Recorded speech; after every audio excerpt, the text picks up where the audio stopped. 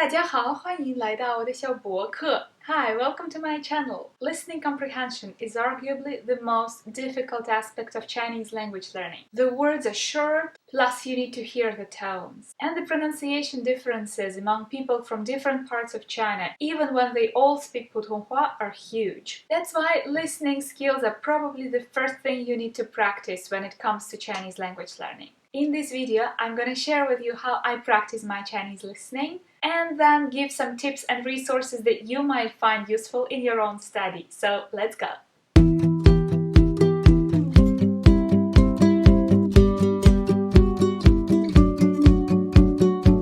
So for my Chinese listening practice, I prefer a podcast from Himalaya website.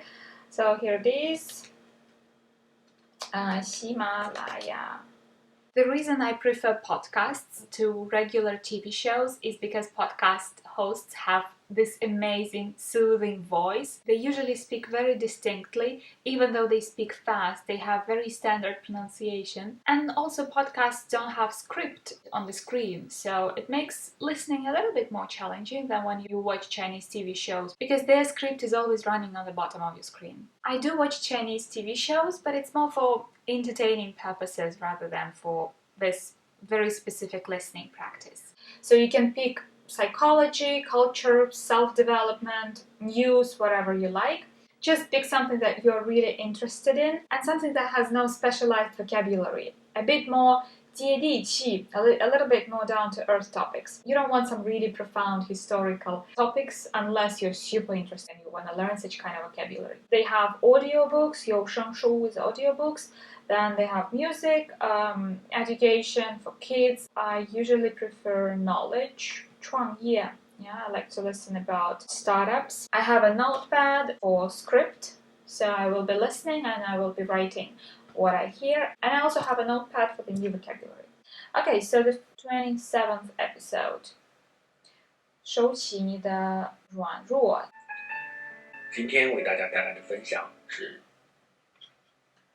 So, and then we go. He said, 今天我给 or 为大家 something something 大家带来的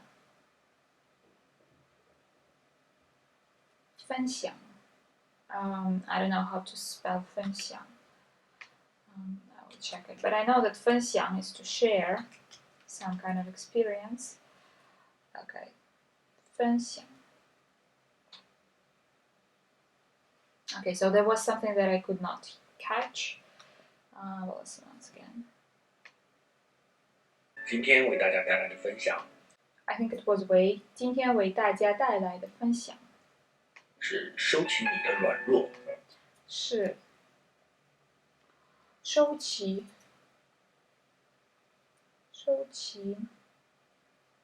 你的软弱。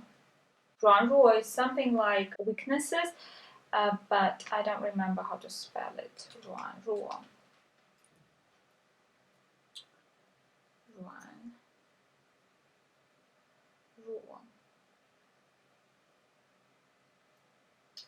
and it's third tone and first tone 软弱。收起你的软弱。他一无是处。他一无是处。This is a 成语. I don't know what this 成语 means. 一无是处。Okay, it means it's absolutely useless. This is a nice 成语, so I'm gonna note it down. I wanna learn it. So 他一无是处。现代社会不但生存压力越来越大，现代社会 society. Okay, I wrote the wrong character. 社会 so 现代社会 modern society. 生存压力越来越大。生存压力 It's really, really hard to remember the characters, all the spelling of the characters.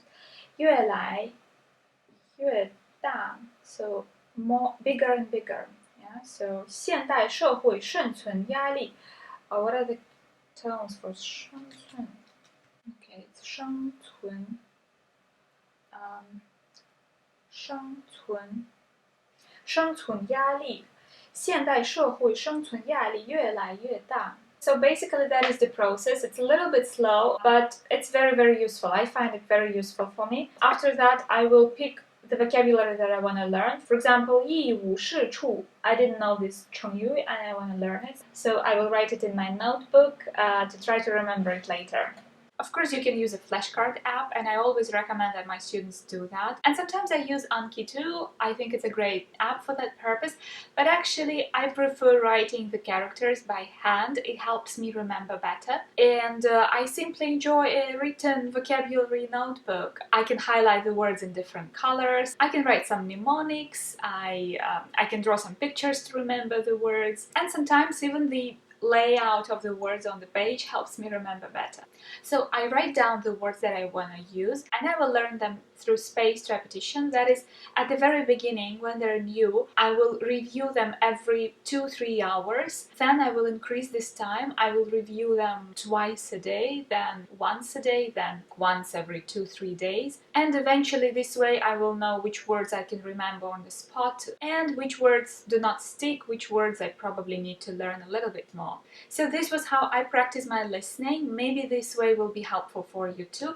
And now I want to share some useful tips how to make this more effective. You can do the same practice no matter what level you are currently at. You can take some beginner resources like Mandarin Bean, like Do Chinese. I will attach the links in the description for these resources.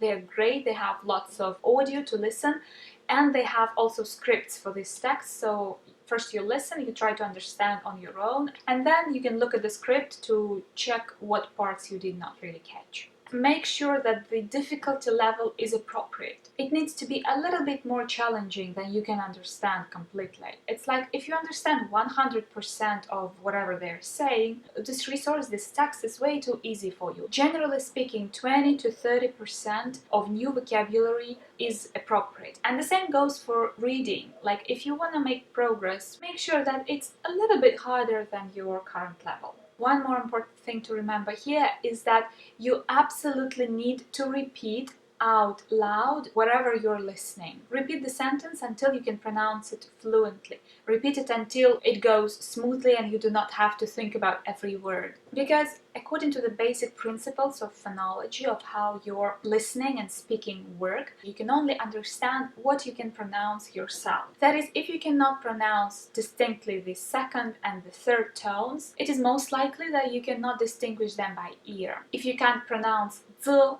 and 车, it's most likely that you will not distinguish the words 在 and 菜.